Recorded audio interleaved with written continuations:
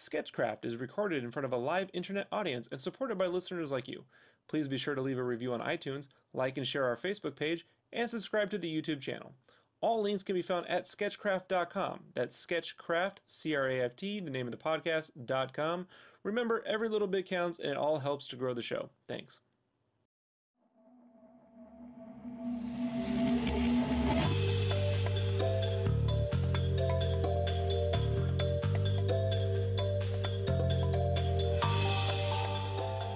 Welcome to Sketchcraft, the podcast for art, games, and process junkies. I'm Rob Duenas, full-time illustrator and graphic artist Esquire. This is an unedited podcast, which will probably contain strong language, so listener discretion is advised.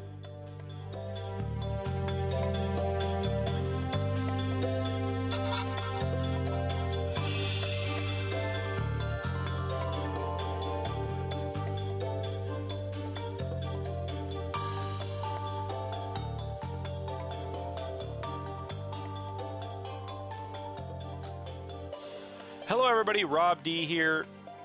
Did y'all hear that? I said Rob D, because I could have sworn every podcast I say, hello everybody, Rob D here. And Brandon James swears that I've never said that before. Right, Brandon? Never heard it. Never heard it. Never heard it. Just amazing. So, all right, if you're just tuning into Sketchcraft for the very first time, like Brandon, you should know that we typically begin with an assortment of art, movie, and geek-related news stuffs,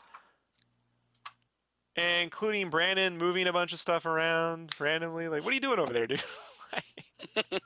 I was just moving my phone. Let's not do that when I do the intro, please. Sorry. You're killing me, dude. All right, okay. I'm not editing that out. That's going in there. Thank you. Awesome. Yeah. This is the only way you'll learn. Everyone thank Brandon for ruining the opening. Thanks, Brandon. All right. Yeah, for an in-depth topic chosen by either myself, Brandon, his ruckus going on over there, or you, the audience. Joining us this week, as last week, is Mike Mullins from Sprite Art at Twitter, right? Sprite, S-P-R-G-H-T Art at Twitter. Mike Mullins? Yes. Right. Perler, gamer, game tester dude. And, of course, Brandon from his leadheavyart.com, right? Leadheavy.com. Leadheavy.com. You gotta fix your email. It's confusing me. See? No, I'm right. So with that said, all right, Brandon, we got an assortment of topics. Let's go ahead and get this started. Let's start with comic artist stuff first. Okay. I'm going to move a paper here. It's going to make a noise. Okay. One thing I like is Megan Hetrick on The Joker's Daughter. I really like her art, and it's nice to see her on a book.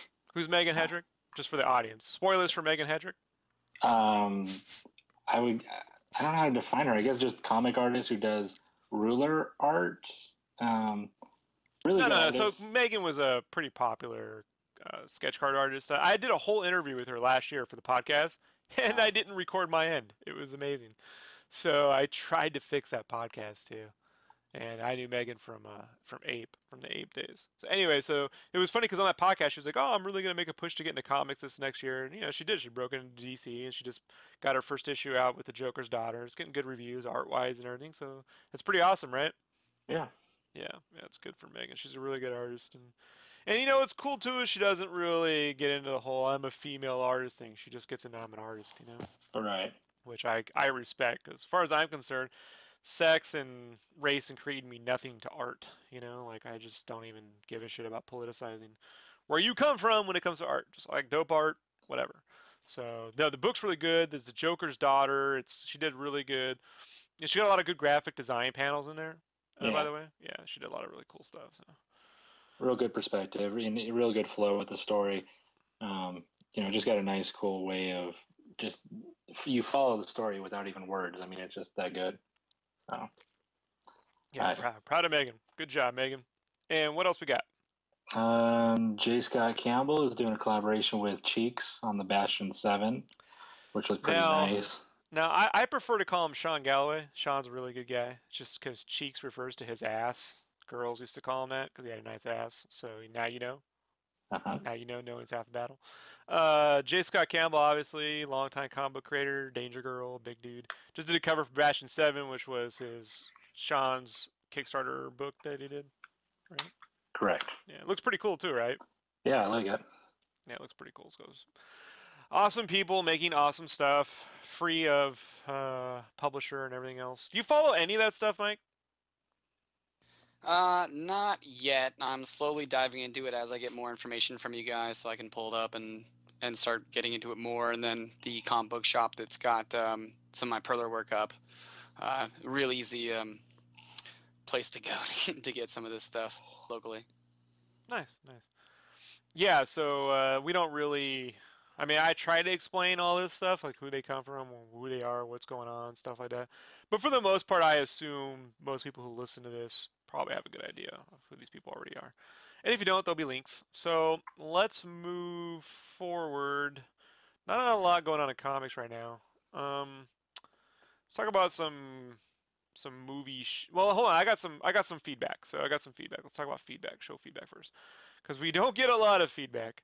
This one, I got two things. One comes from longtime listener Hollow Gazer through my DeviantArt, and I just had that fucking thing open. Let me go to my Deviant really quick. He brought up a question about commissions and stuff, and it was really specific too. So I can't believe I left that page. Here we go. Do do do do do. Sketchcraft. Do do do. Making noise. Do do I do can do I can do. back you up with a printer. Shuffling my desk. So let's. Well, I can say that while you're sitting there killing time, we have a subreddit now, our Sketchcraft. Just if anybody's a redditor, you can go there, see some Sketchcraft art. Thank you, Mike, for setting that up and Mm-hmm. for Go maintaining ahead. it and doing all things Reddit. So, because I have a hard time keeping up with everything we already got. You know what I mean? So it's pretty awesome. And another thing I like about Reddit is it really is like the ground floor of the internet right now. Like that's kind of like a lot of the grassroots stuff kind of starts there, you know? So Oh, absolutely. Yeah. There's yeah. I mean, if you can think of it, there's a subreddit for it. So having that as another medium, trust me, I didn't have any of your stuff before uh, when I just had your DeviantArt. I went to Reddit first thing, wasn't there. So then I had to go through all the different links and hit Tumblr and everything like that. So Well, we appreciate it. So okay, here we go. I got it. So Howard Gazer asked me about communication process with clients. He's like, not necessarily when you do a commission, but more professional stuff like cover art or the comics you used to be involved with. Like, how much back and forth is there between you and the clients? How often do you show them your progress? And what happens when they want revisions, etc. So this is probably something Brandon would be interested in too, right? Yeah. So yeah, because he's like experiencing all this for the first time, right? Yep. So there's really no one answer for this. Obviously, I can explain my process that I've arrived at. Right, I found that working with clients is a matter of trust, and you have to build a level of trust. And the more trust you have that they know that you will fulfill on the promise of a thumbnail or an idea, the less involvement they'll have in your life. If you like a lot of involvement, you don't have a problem with it, then that's one thing. If you're a guy or girl who doesn't like a lot of involvement, you have to really develop trust. I don't like a lot of involvement, mostly because I find that people, for the most part, who pay for art aren't artists. You know, they're generally fans of art, and they sometimes don't have the ability to see a thumbnail and project forward. They sometimes think the thumbnail is what you're going to make them. Like it's the thumbnail is like 3 steps removed from the final product. Uh, Right. and the more money involved in a project, the more tighter that thumbnail needs to be. Like if you ever read Drew Struzan's books, you'll find out that, doing those movie posters, it would basically create 11 by 17, 12 by 18 fully rendered poster would be the thumbnails. It's ridiculous, because these suits would never be able to interpret your final product. So what I tend to do is I don't do a lot of freelance, but when I do, uh, I come up with a Ruffy, an idea, or I call it a Ruffy, and I always show this stuff on the Facebook page and the Tumblrs and the DeviantArts and stuff. And it really is a gauge. It's an idea. It's like it'll have color and mood. Sometimes I'll send them a few different color choices. Um, I don't spend more than 30 minutes on something. I try to get it down in 10, 15, 20 minutes. I get a few ideas down. I'll send them one or I'll send them three, depending on how comfortable I want to hear. Because half the time you send them three, they're going to want to merge two. So it just really depends on, sometimes you just want to ping them to figure out what they want because they don't know. That's why I say it's hard to say. Like I can gauge usually when I talk to people up front how involved they want to be with the project. Like I just did these covers for retro, right? And I know that the people who brought me on board, they've worked with me before, so they tend to trust that when I show them a Ruffy, that's not the final. But like the art director too had very specific, like he wanted in this latest cover, he wanted a few elements in the background. So if I show him a background that is just color, he'll be like, oh, by the way, there'll be those few elements. So along that process, I've learned to show them the Ruffy, ping them. It's almost like you're sort of pinging them for a response, a reaction, whether they love it or hate it. I'm not too tied to it. That being said, I also let them know it's a beginning because sometimes that pose that you're doing will change. As I get into my Ruffy lines, right? I go Ruffy color and then I do Ruffy lines. And those lines, I'll then send those back to them so they can see. I'm not going to wait too much. I'll give them no more than 4 hours of response. So I'll even say in the email, hey, I'm moving forward with this. Here's an update. If I don't hear anything back within 4 hours, I just draw. So, but usually they'll let you know pretty quickly, if something's fucked up. Uh, and then when the lines are done, so see, sometimes you do get feedback in between. Like this last cover I did, the hands were closed on a character, and they're like midway through, they were like, "Hey, can you open the hands?" And the typical artist response is like, "Fuck you," like, like that's what internally you're like, "Oh, these motherfucking changing my art," I've learned to I let myself vent if I feel that way. I don't really feel that way. There's just this little artist up in there who doesn't want to be fucked with, right? And I let that artist, as long as in the comfort of my own home, vent, but then I go and I try it anyhow. You know what I mean? Like I find that that's the healthiest thing to do. Like just get it out of your head that you think it sucks, it's horrible. Then you find out sometimes you'll arrive at a better result. Um, and in this case, it worked out. I mean, they look better with their hands open. It's not a big deal, but it's like, oh, now I gotta fucking work hands open. But there are times where you'll get people halfway through that want you to start merging shit and changing stuff, and they want a whole new piece. I mean, you experienced a little bit of that recently, right, Brandon? Like you worked on Yeah. something, and I'm not gonna say what because I don't want to ruin a relationship for you. Because in the end, it turned out all right, correct? Right. Right. But Yeah. halfway through, it was like they were like, They were basically not wanting to do it anymore with me, which, I get but you it. managed to salvage that situation with a little help from your friends and some elbow grease. So, Yeah. um, but that being said, there are times when I try to liken our creating art and working with people like we're making food, right? And people, if you have a picture of the food on a menu and it shows up and it's nothing like that, you know what I mean? Like if a restaurant didn't have, I don't have to pay for it. You want. I always feel as an artist, you want the art that you turn in to be better than the thumbnail, you know? Right. And and I feel like it should be a process that grows forward. If I find people that generally want to if they can't see into too far or they can't trust me, I just don't work with them. Like I'll be honest, I have no patience for that level of thing. If I get people who are like, hey, and can you do this and can you do that? I'm all cool with it. Like I don't mind adding something and oh, you want to make sure this one thing because sometimes people they'll have a very like I remember when I worked with Dave Halverson to play, he had a big thing about faces. He didn't mind me messing around with Mario's proportions, but the face needed to feel like Mario. I couldn't just fucking draw whatever. Like didn't mean it had to be a draw over of a CG render of Mario, but when he had to look at it, I shouldn't have explained to him it's like Mario. You know what I mean? Right. So some people are very much like that. They don't want to see your own interpretation of something. Sometimes they want to see you hit the mark, do your thing, but hit the mark. So I'll find other things in the piece, to entertain that situation. But the process that everyone sees now, like when I go on to Facebook or Deviant and I say, here's a Ruffy, here are Ruffy lines, everything I post is what I show clients. It's the exact same process. I show you guys the same thing I show them as I'm making it. So, and sometimes that's good, sometimes it's bad. I mean, Like I've been working on this Mario thing. I did a mini Mario and a Yoshi, and half the fucking backers were like, "How Mario's too small and he looks like the plushies, and it's not really about Mario." And other people were like, "Oh, it looks great." So I did an alternate version that I thought was funny looking, and then people were like, "He looks creepy. I can't stand it."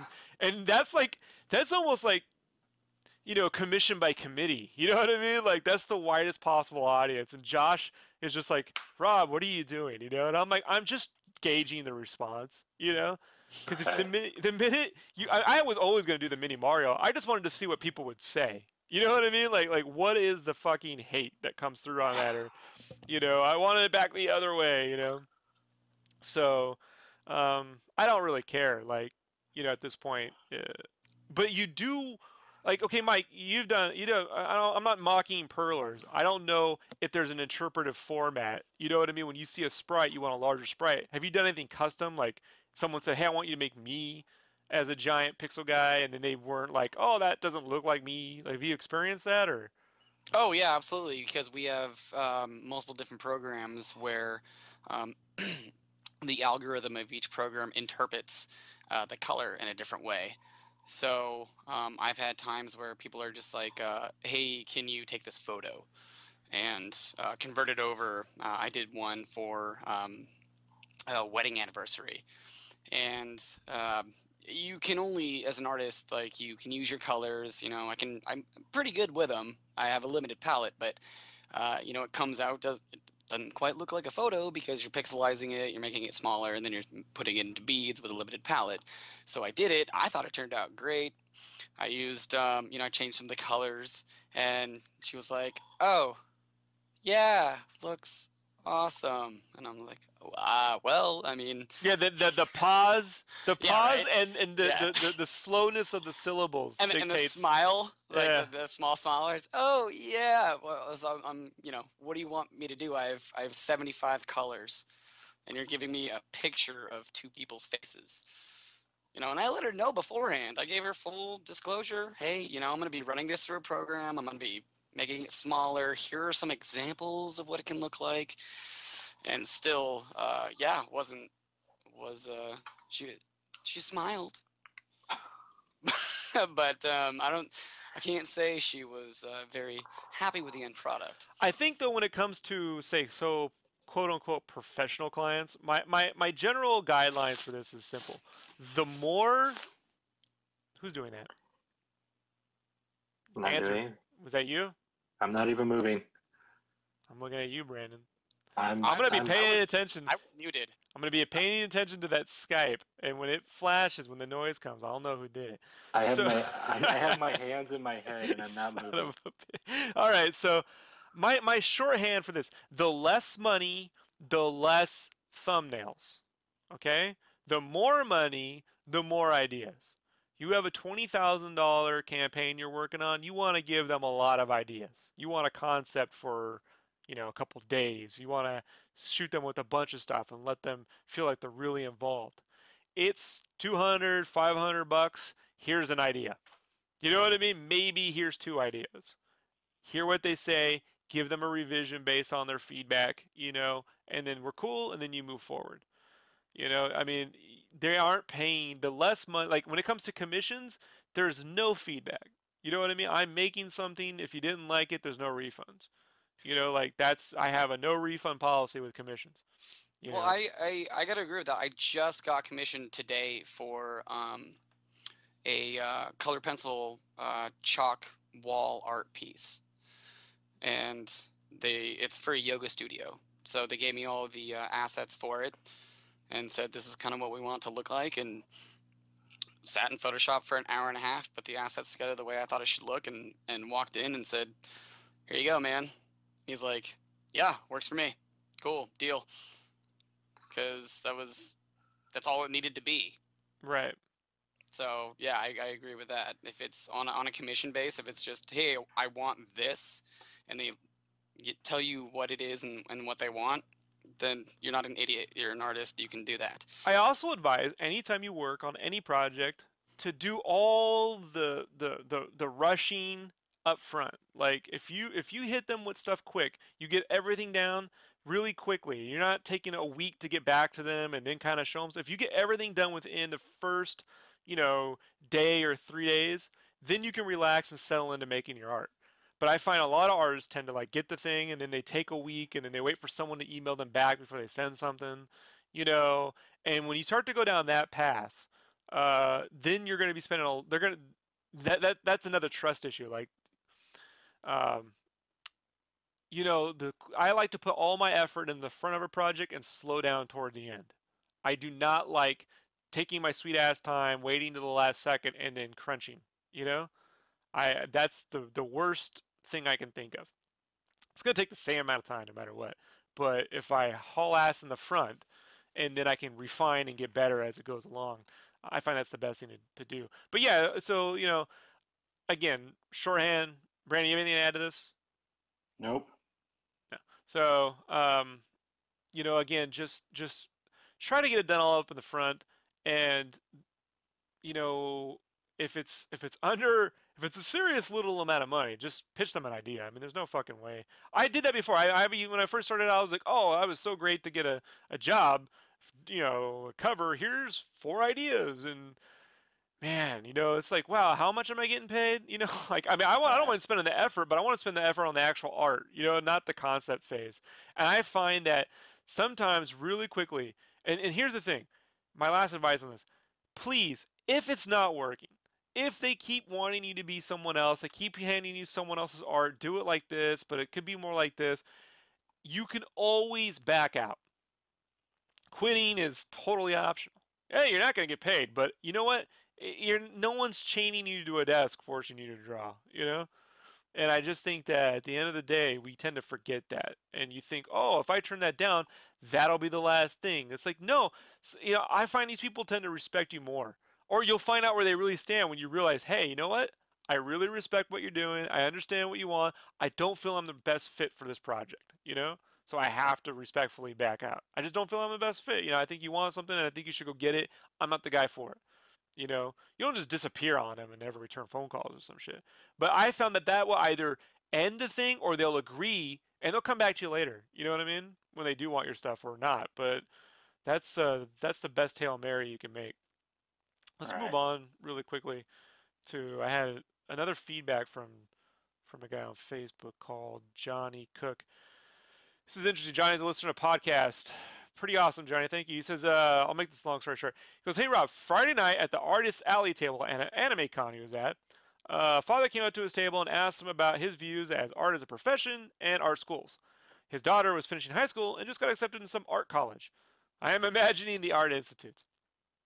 I get accepted.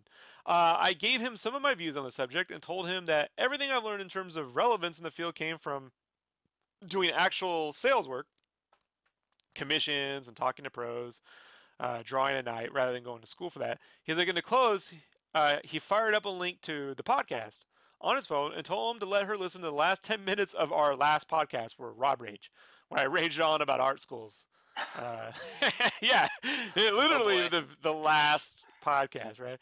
And he said the very next day he came back to the con.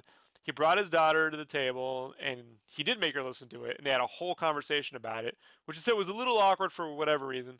And then he said, I guess because she probably disagreed, you know, with shit I'm saying, because she's a high school. I don't know. I'm gonna assume there had to be some disagreement. Um, but he said he wanted to keep both parties relatively happy, and then he recommended I go listen to the 25 things I wish they taught in art school. So he said, just want to say, you might have actually saved someone tens of thousands of dollars. Thanks. So Rob Rage for the win. if I can take any money away from the art institutes and keep it in the pocket of inspire, you know, aspiring artists, then I feel I've done my job. You know, I am not a fan, as we know, of for-profit art schools because I went to one. Now I understand Brandon's wife is graduating from one, and that's all well and good. And people have gone to the art institute and done well. However, I find that the people that do well aren't actually drawing and painting. They're most likely working in a 3D program of some kind, or maybe they got a graphic design job. And the reason why, and I say this, is because there really aren't a lot of art jobs to be had. You know, and I'm not going to take too long about this. There aren't a lot of jobs, and the jobs that are to be had really require on someone just being attracted to the shit you draw. That's true. You know, good or bad, right, Brandon? Right. Right. So there have been plenty of artists you've opened up a comic like this motherfucker can't draw. I don't understand. But the person who picked it up, the editor, the fans, they like it. You know what I mean? And they probably get shit done on time. And so there's a whole nother thing that art schools can't teach you to deal with. And they certainly can't teach you fundamentals. I mean, they can instruct you, hey, you should know about perspective, and you'll probably hear bullshit like, you should have a morgue. You know what a morgue is, right? That's where you put all books on a shelf. And I'm like, are you fucking 60? You know what I mean? We have a hard drive in Google now.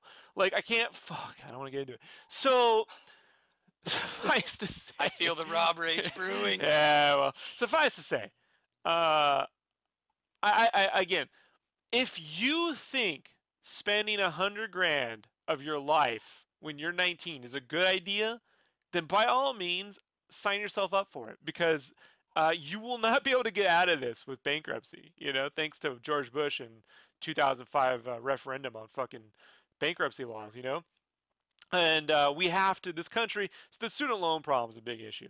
And I feel, and having watched the Art Institute specifically target mentally challenged and handicapped folks because they could get on, I saw them just bring an influx of people who needed very, very special care, who should never have been in a professional art college. You know, like we're talking about people that barely could do math. They were fans of art, loved video games, had dreams of working for giant companies, and they could barely color in a coloring book. And you're like, what is this? And they were getting the student loans, and they knew they would default on their loans, but they were making their money off the loans. And I became aware of this fraud having just watched this school get took over by the Art Institute's proper, the big, what is it, Pratt, whatever big hedge funds back in that fucking shit. So there's ways you can learn. You can go to Atelier schools. They're called they're not profit. Means basically, I mean they profit, but they don't take loans. You pay per class. Like this class is $300. That class is $700, and it's just a class. And there's some older cat there teaching you fine art, or maybe they're teaching you, fuck, I don't care. It could be a Nomon class for all I care. Just do not take student loans for art. Please don't do it. Don't do it. I beg you, please don't do it. It's the biggest mistake of my entire fucking life. Anyone here argue with that point? Like, Brandon, do you look forward to paying back student loans for your wife? Like, you look forward to this, right? I can't wait. Yeah, this is great. You know, she signed you up. So No, yeah. I agree.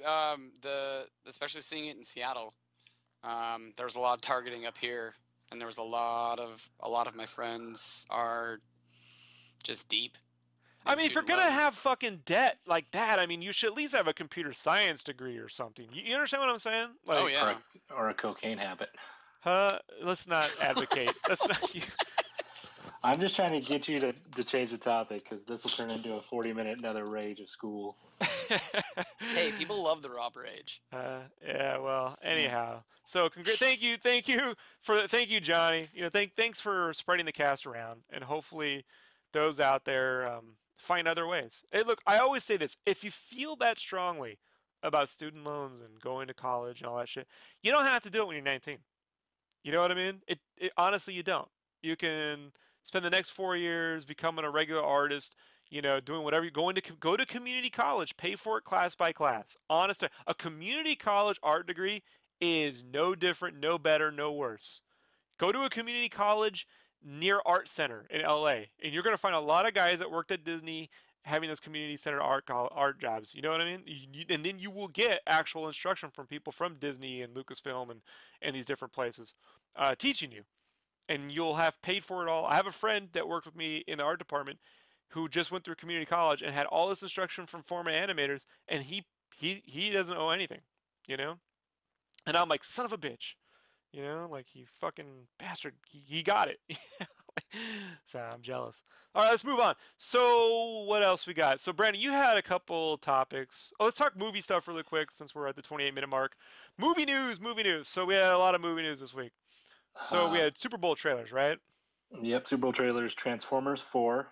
Now, did you see that, Mike? The Transformers 4 trailer? Yeah. Or the Super Bowl? Which one? Because we're not talking Super Bowl. It's a Transformers 4 trailer. Obviously, the Super Bowl. It's not. Well, yeah, baby, we won. What up? It's not. You mean the fact that they're bringing in the Dinobots, hopefully?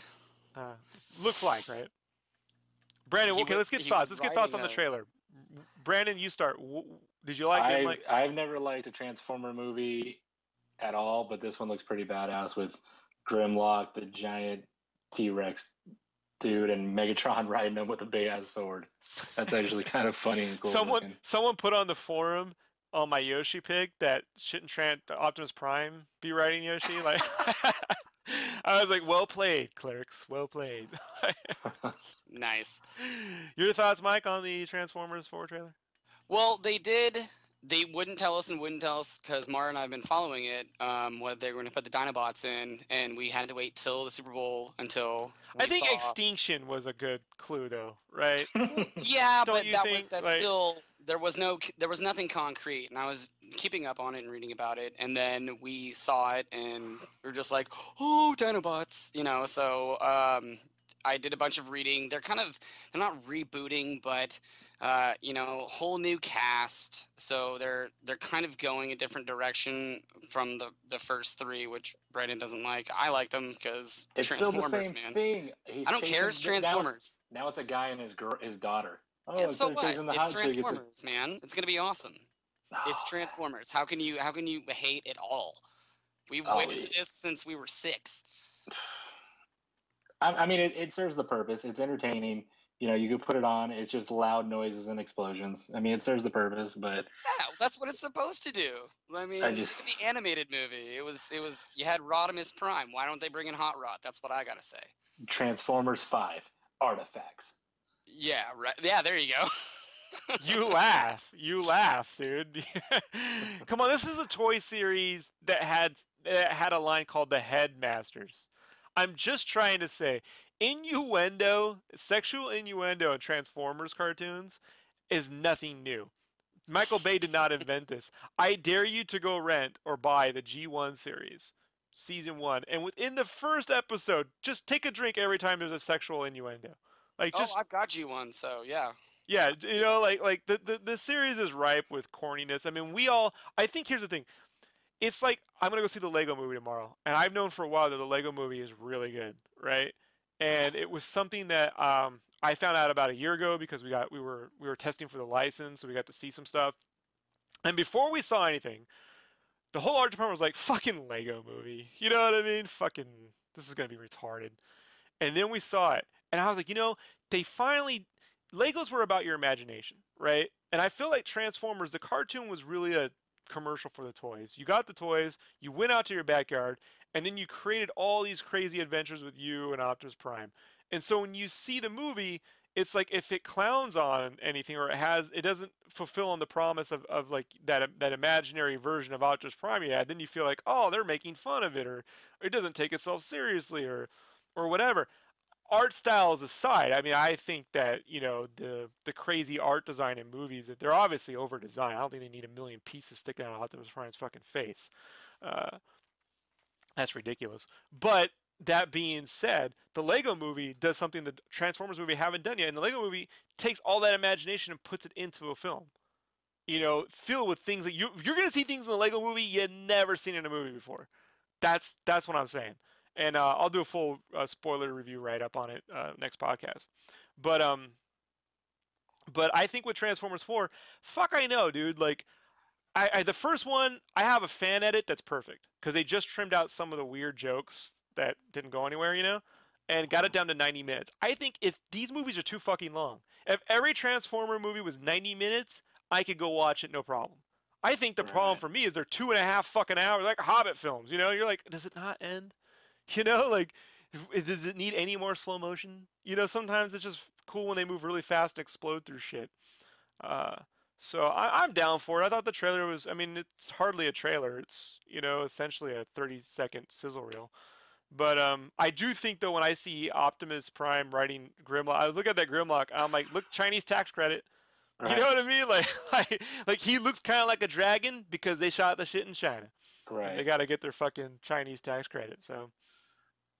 All right, we talked enough about that. Let's talk about Captain America 2 trailer. Now, this is amazing. So, I'll start off with this. I am not the biggest fan of the Marvel films. You know, I don't think they're even the worst Marvel film is still better than like X-Men 3. Right. So I still think Well, overall they do a good job, right? Like except for the first Hulk. I Hey still now. no, I still think the first Hulk is infinitely better than X-Men 3. You're nuts, Brandon. Like Dude, first Hulk look at is awesome. even if you do think the story's a little flat, you can watch the editing. You know what I mean? Like they should have won an Oscar for that editing. The comic book panel, Le Mans multiple panel thing was fantastic. Completely agreed. So I People don't are know. I mean, crazy. crazy like a I'm fox. sorry, a movie that looks like a comic book when they're making it about a comic book. Yeah, that's crazy. Yeah, Okay, that how about for Transformers 4? We just shoot a bunch of kids playing with toys in the backyard. that's not the same God thing. damn That's it. wow. You just have to be right every time, huh, Brandon? You know what? You're right. It's a horrible movie. Whatever was I thinking? It should just be Lou Ferrigno in green makeup running in sandals. You There know, we go. like At, he at was in the. Oh 55. wait, they made he a would whole look TV show out of that. He's wearing sandals. You ever notice that show? he would look more like the Hulk than that horrible CGI in the first one. The green slimy Yeah, it's not the looking. greatest, but there are moments, man, where like when he's rolling up his sleeves and like when he's smacking the turret on his hand, that was pretty cool, you know? So I mean, look, it's not a great movie, but it's not a horrible film. Look, the Hulk 2003 did the same money as the Incredible Hulk 2008. You know what I mean? The same amount of money, Brandon. So you know, like they both have goods and pluses and like somewhere between the two. I think fighting a giant poodle was a non-plus. You know what I mean? It's just like wow, that's it. That's all you got. However, with the Incredible Hulk, there wasn't enough character shit. You know what I'm saying? Like too much character with the fucking almost to the point where Bruce Banner's just like moping, which I didn't get. You know what I mean? And All like right. and Eric Bana is 3 times the size of fucking with Josh Lucas. So when Josh Lucas is hitting him, I'm like Eric Bana would just crush Josh Lucas. Like he doesn't even need the Hulk. Like you know, like if Ed Norton was getting punched around by Josh Lucas, then I could understand. You know, so I just don't know if Eric Bana he needed to drop a lot more weight. You know, like I just feel to be that weakling little scientist role. So I'm not getting caught up in your Quagmire fucking Incredible Hulk comments, you motherfucker. So like son of a, god damn it. So anyhow, I think Marvel does a better job than most people. That being said, I really think Captain America is a really fun film. It's my favorite Marvel movie. I'd say Captain America, Avengers, and Iron Man 1 are my favorites. And surprisingly enough, I think Thor 2 is actually pretty good. It's probably right after that. Captain America 2 is the best looking trailer I've seen come from them since Captain America 1. It's these guys. I'm unfamiliar with their work. The two guys who are directing it. Do you guys know their names offhand, or do you have to Google this? Uh-uh. I have to Google this shit. America. Hey, Mike, you can get it, dude. Find out the directors on Captain America 2. He's fast. On it. So, and they just Marvel just signed them back up, right, for Captain America 3 already, right?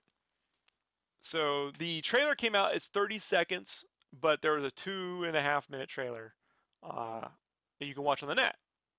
Brandon, what did you think about the trailer? Oh, I loved it. Bucky looks bad as shit. He looks like a badass, and it's nice to see a villain that isn't Loki. It's nice to see characters that look badass without having to be Loki. I mean, it's serious. I mean, he's basically a guy with a I don't know what the kind of mask is, the tactical mask, and he just got the silver arm, but he looks badass. But he looks So, like I mean, Cable, though. I don't see that. I think he looks like the Winter Soldier. That's from How a they do. storyline called The Winter Soldier. He looks exactly like he does in the comic. No, I know, but I mean, it's the guy with the metal arm. So for me, it's like, okay, well, you've got to. It's true. Cable does have a metal arm, Yeah. which so. proves Cable will work on film, right? Oh Yeah. yeah, that does prove Cable will work on. The directors are Anthony and Joe Russo. Yeah, they're good. I can already tell you, and the Falcon looks pretty awesome too, surprisingly Right. so. Like you never know how that's gonna work out. You know what I mean? Like, it will be interesting to see if it does look like the Rocketeer, where you can just fry his pants off with the whole jet thing. Right. I am curious to see how that all works out. The only thing I'd say about the trailer that I didn't get a kick is like, are they really gonna kill Nick Fury? Like, is that what that looks like? Like, are we gonna do this No. Agent Coulson No, they shit won't. again? No. Yeah, yeah. What are they gonna do? Coulson again? Wait, does someone have to die in every fucking superhero movie? Like Almost die. Almost die. Almost die, right? Almost die. I mean, I like how I know it's a Captain America movie, but it looks like I don't want to say spy, but it has that Born Identity kind of feel to it, where It has a cooler palette than the first film. Right. Yeah.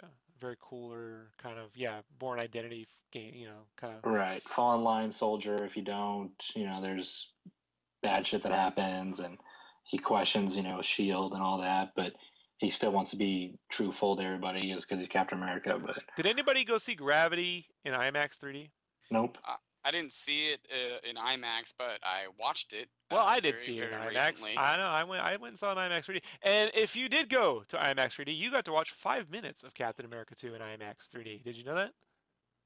No. Yeah. So I watched the whole elevator sequence, right? And let me tell you, cool. It's badass. Like, it is pretty cool. So yeah, that's the best superhero trailer I've seen since The Dark Knight, actually, I think. Dark Knight. Well, I'm glad they only gave us tidbits of the elevator scene then, because if they gave you a bunch of it's way more than that. Yeah. Oh, good. Because one thing I've noticed is, especially with Marvel stuff, is they'll give you, they'll kind of bust the nut. Well, on did these you have to trailers do that just to get you in? Did you have to use that? Let's find a way around sexual innuendo jokes, all right? It's just a little short. This is a little easy. Right? But yeah, they do. I mean, like classic marketing, they show you the highlights, right? And you're like, oh wow, that was the highest points, and it sucks. I'd like to think there's some surprises. Believe me when I say that a Born Identity isn't a bad relationship to this. Yeah, isn't a bad comparison.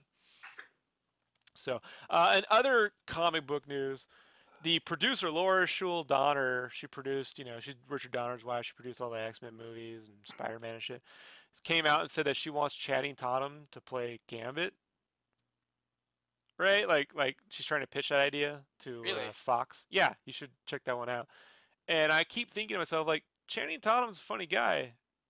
He's not Cajun, right? Like he's not remotely. I mean, does he even look like Gambit? Like he kind of looks like the Juggernaut. And I don't. I mean, I don't. I can't honestly say I've looked at his face much. Like I'm trying to remember G.I. Joe. Right. Well, he does have very broad features, which Gambit is not known for. That's what I'm saying. A couple good Photoshops in here, but yeah, Gambit's more always kind of classic sharp features, sharp jaw, his face mask that comes around, red eyes, stuff like that. I'm always afraid that when I type something like Channing Tatum into Google, that it will show up on my Facebook. You are currently searching Channing Tatum on Google. Like Rob is currently searching this. Like no. Like, it's extremely not heterosexual. These pictures that are coming. It's very. But I think that. I mean, who's to say it won't work though? I mean, look at Heath Ledger as the Joker, or now can Gambit hold his own movie? That's what I'm trying to tell you. Like, was Gambit? Gambit was always a relationship between him, Rogue, and Magneto. You catch my drift? So right. Magneto, I don't. What Magneto? Are we talking about Michael Fassbender or Rogue? You see what I mean? Like their X-Men universe doesn't really. So then they got to invent new character. I don't know. Gambit movie, And they had Gambit in Wolverine Origins. It didn't help, Like. Oh, that was awful. That was tough. You like that movie, right, Brandon? Sad. Like, oh no, I don't. No, not a fan. I remember you love it. No, I know. No one likes that movie. So whatever. I've given up on the X-Men films. If this fucking Days of Future Past, I mean, I liked First Class, but that's only because I like Matthew Vaughn. Yeah, but Bryan Singer's back. I have no hope. Like I'm done. So not a fan of the Bryan Singer ones, huh? I think when they came out, the very first scene in X-Men 1 was brilliant, and that came from the screenwriter, what's his face, and the director dude, he's cool, and I'm brain farting his name, and it didn't really ever go anywhere from there. A lot of it was in jokes, and there were scenes like there are scenes in X-Men 2 that work really well. Like the scenes between Stryker and Wolverine were really good. But then it gets intersected with they go into Cyclops' car and it's the baby fucking, bye. and I'm just like, I don't like it's the kind of humor that I don't think is funny. You know, it's that shticky, Right. slapsticky. I mean, Well, like the that's Nightcrawler just a opening. hangover of them trying to appeal to more than just Right, it's not for the me. 25 to 35s. They're It's trying not to for hit me. more than one audience. It's not for me. You know, that's But just I don't not. think you can have, like in a movie, you have kids getting captured by the government, and then all of a sudden we're in the car in sync. Yeah, it goes from one mood to another too quickly. That I I hate. felt Matthew Vaughn captured the spirit of a comic book, and it wasn't realistic, but it was still a comic. I mean, I don't think any X-Men movie has managed to achieve the opening to X-Men 1. You know what I mean? Like Yeah. I think even in First Class, it was still played kind of cartoony, even though I like the Nightcrawler scene from X-Men too. yeah, the Nightcrawler scene was pretty good, but so long as people don't talk much, you know what I mean, and you're able to Right. like, you know what I mean, you're able to do a lot of quick cuts, then I guess it works. But guys, I don't know. Like I feel like with the X-Men, it's not great, it's not bad, it has moments, but it's at this point. I don't know what to expect from Days of Future Past other than do I want them to? I'm gonna wait for reviews before I even spend money on it. Put it that way. It's supposed to be good. Everything I've Who been says reading and that? seeing Who is says it's supposed good? to No be one's good. seen it. Like, Have you seen the designs like steampunk Toad and I don't know the retro Quicksilver is the Quicksilver? best. Have you seen the Quicksilver design? I will in a second. Yeah, oh Yeah. god, don't look at it. Well, it's Don't. great because he's gonna that same character will different actor, different character, but same character will be in Avengers 2. So it'll be really interesting to play the two against each other. But I don't know, man. I always felt like Bryan Singer's art design lacks, and Superman to me is like a really good example of it. Like that suit is just not very good. I don't care what anyone says, it's not good. So, and how hard is it to make a Superman suit? Like it's not hard, like, it's Are you talking about the current Superman suit? no Superman Returns where they had like the little Oh, speedo shorts and the little itty bitty teeny weeny the funny funds. long abs and I don't know. So, it's bad. Let's talk Oh, TV. Jesus Christ, that's not it, is it? What Quicksilver From with the the white Empire hair? cover? Yeah, that's Yeah. it. No. Yeah, it's amazing. All right, let's move No. on. Yeah, I know. Yeah, let's leave him in horror and let's move on. So let's wrap up with the topic. So Brandon had a couple of questions, right? Right. Oh wait, can I mention the Preacher real quick? You can mention it. Okay, AMC, which everyone likes AMC because of The Walking Dead. They got Breaking Bad writer and producer Sam Catlin putting out the Preacher comic book, and I'm not a big fan of the comic, but good writer, a network that lets them kind of do what they want with the show. It might be good. What's wrong with the comic?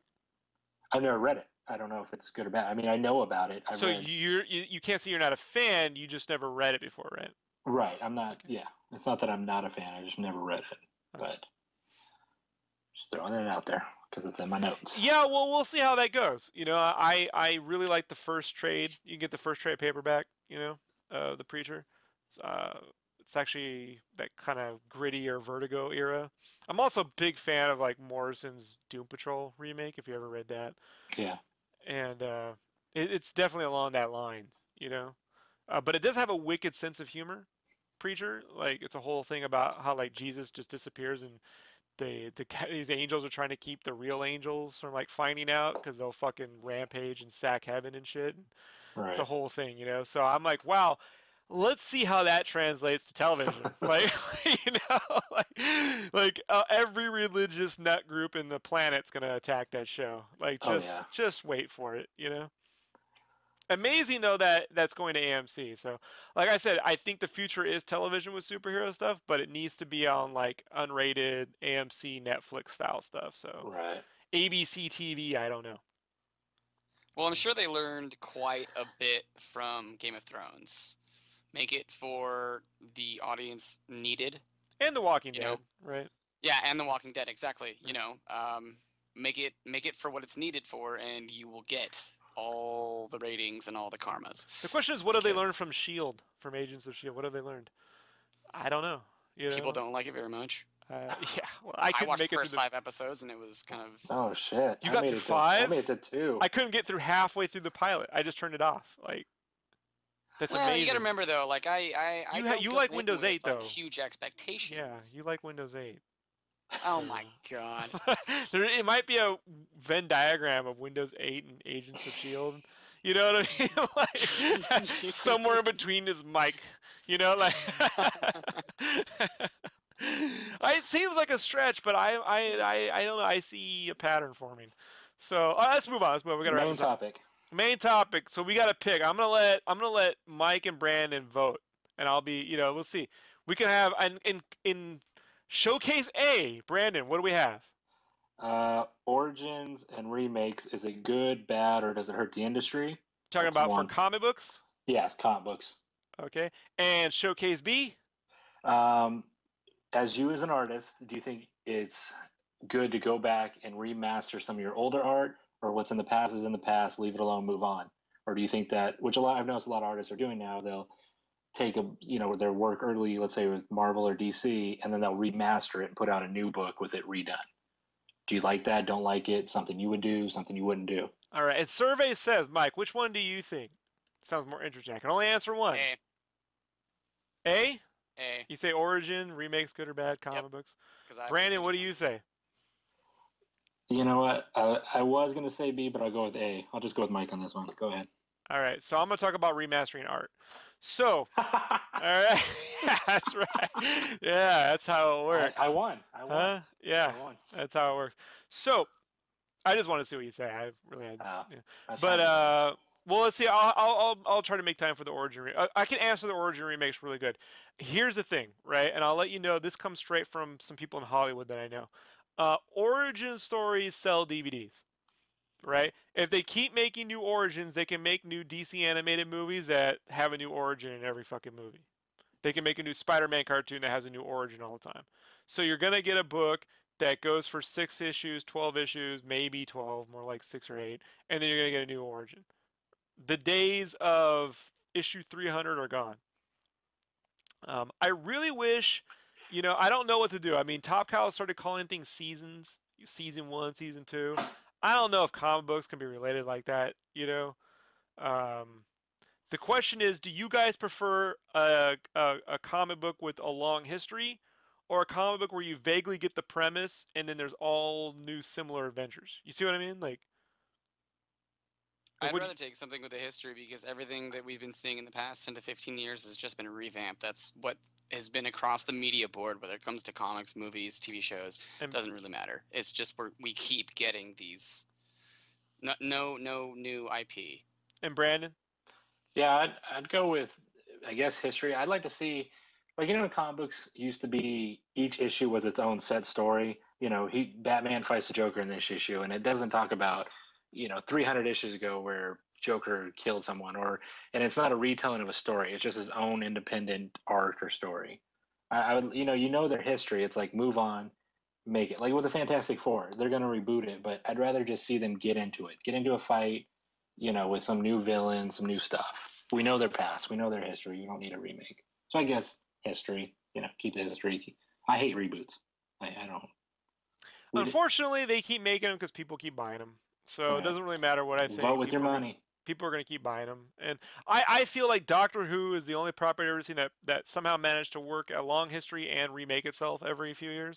Like, it somehow figured it out, Spawn could do it. There could be a new Spawn every fucking other year, reboot the whole thing, and at the same time have a continuity. Right. You can only do that if you change Batman, right? There's a new Batman every 4 years. Right. Which, they kind of do, but now they go, there's a new Batman in another universe. So Doctor Who and Spawn worked because, it could just be an entity, like a ghost spirit, as you would. Or anyone can be Batman. You're right. Anyone. Well, not apparently to the, diehard fans. Right. Yeah. So. I just tell people to stop buying mainstream comics altogether. But I'm a nihilist. So, I like fucking, they don't need your money. Like, they're going to make Batman movies where you buy a Batman comic or not. Doesn't matter. So anyhow, let's get into artists redrawing and remastering older art. Now, you would think this is boring because it's like, oh, hey, one guy drew a piece. He recolored it. What do you think? I really don't fucking care. I will say this, though. About a year or two ago, they did an anniversary of X-Men issue 1 that Jim Lee drew, right? Remember that? Back in like 1991, 92? Right. 91, right? Yeah, 91. And sold 1 million copies of issue 1. And they did a 10th anniversary, and they recolored the whole issue with modern computer coloring, turned the whole fucking issue brown. And it was nice. Who's doing that? That's you, Brandon. I saw the light go off. Has to be. I was muted. Yeah, I muted myself after that. I don't know. I think my After the noise. Thank you. yeah. So I think it was my dog. It was my dog or something. I don't know. Your dog? You have a dog? Yeah. Oh, okay. Well, if it's a dog, I'll let it go.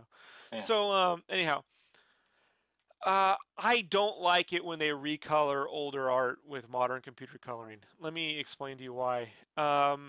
The older inks, because they had simplistic four-color printing, the inks were used as texture and detail.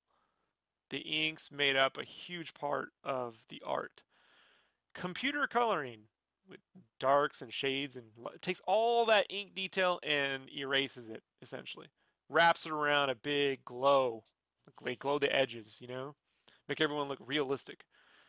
Those what they call gaudy color schemes to me is part of the comic book history. That's what the comic book looked like, you know. I don't want the Dark Knight Returns recolored in Photoshop. You see what I'm saying? I don't think it would make it look better.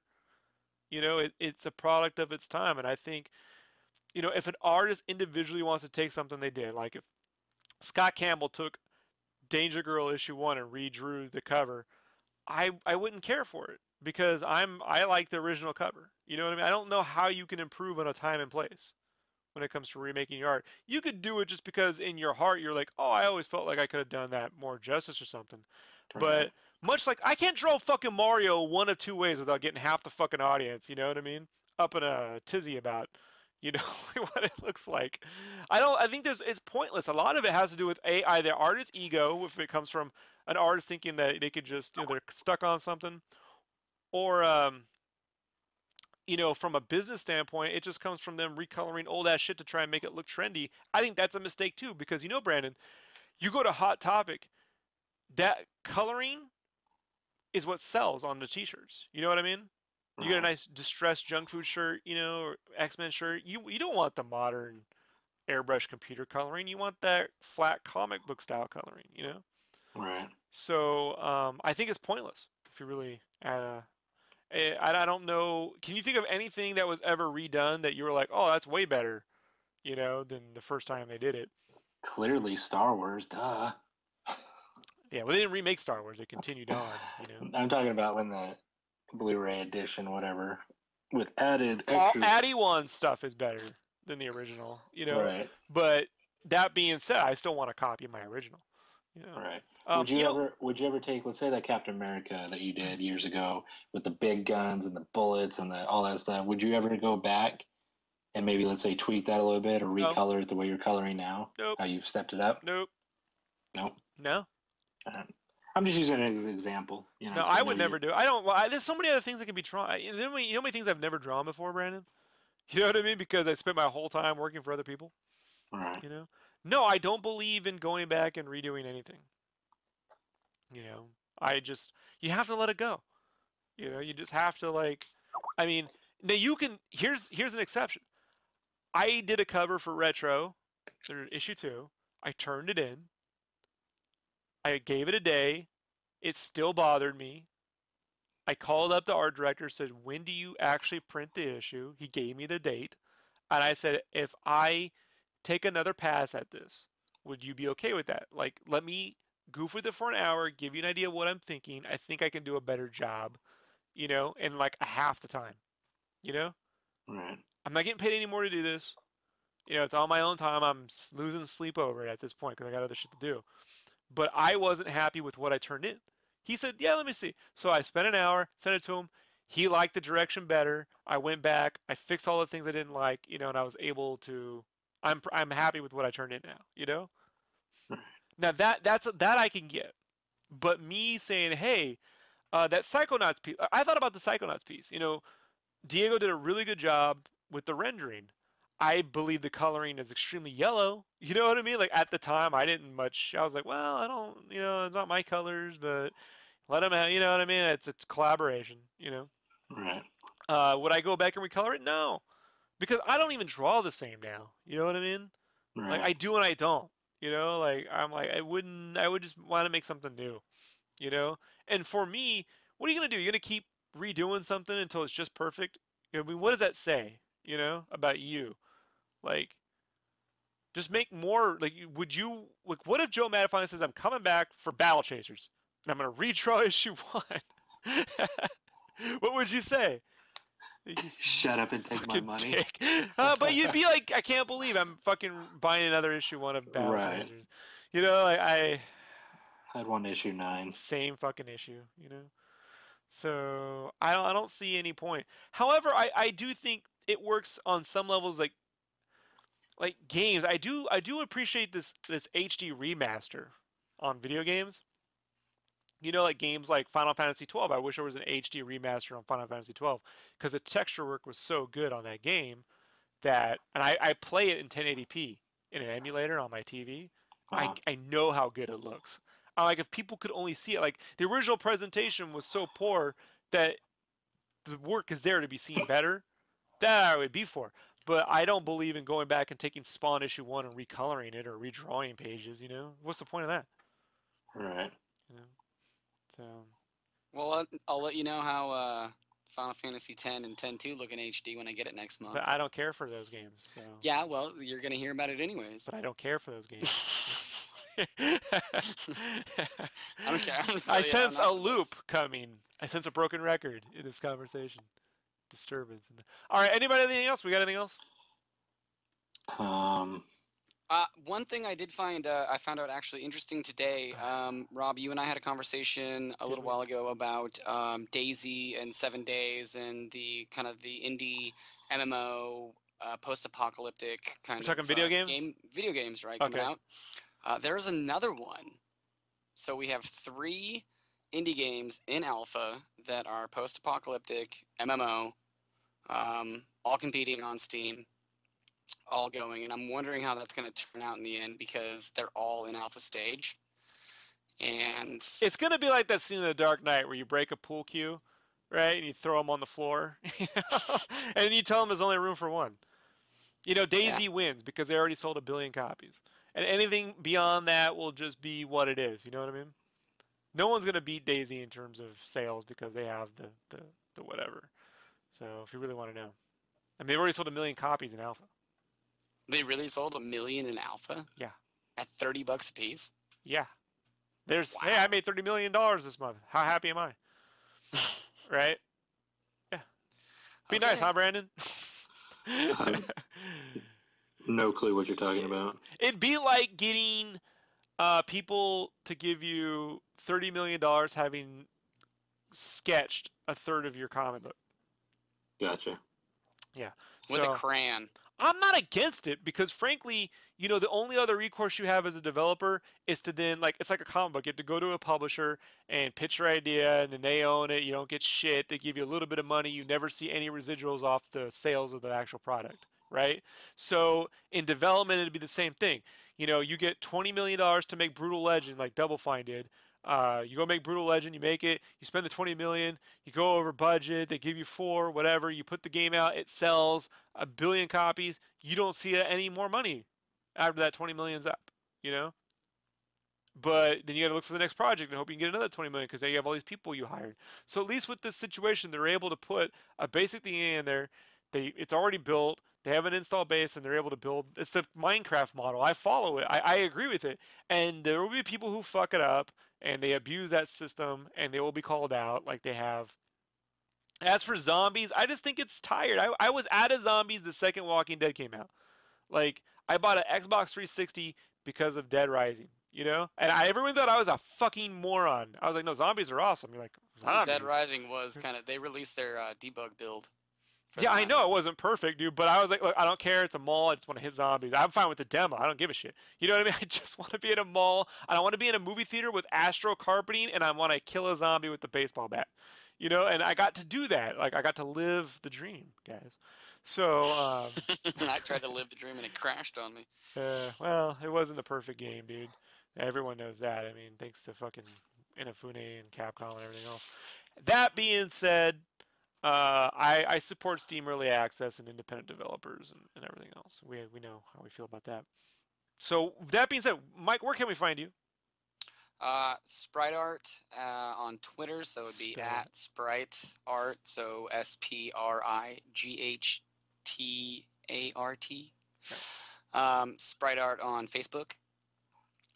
And then B Goodfinger on DeviantArt. Always gets a chuckle from Brandon. Brandon, where can we find you? Twitter, Lead Heavy, Instagram, Lead Heavy, and on Facebook, Brandon James Art. And as always, you can find me at sketchcraft.com. Facebook, Twitter, Sketchcraft. You type in Rob Duania Sketchcraft into Google. Reddit. We're on Reddit. We're on Instagram. We're on the NSA servers in Colorado and Utah. Yeah. IRS has my number. Breaking 18-year-olds' hearts at anime cons. Yeah, right. Your dreams and wishes. Till next time, we'll talk to you later. Okay.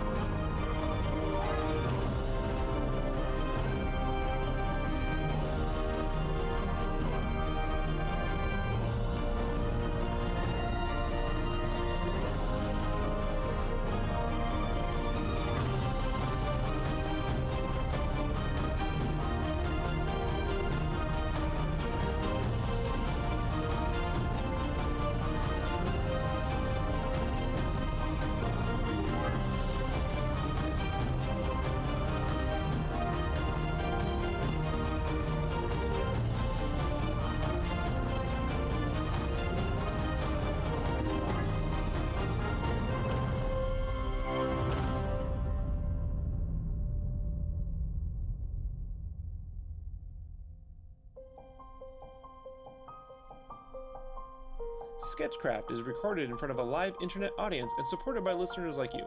Please be sure to leave a review on iTunes, like and share our Facebook page, and subscribe to the YouTube channel.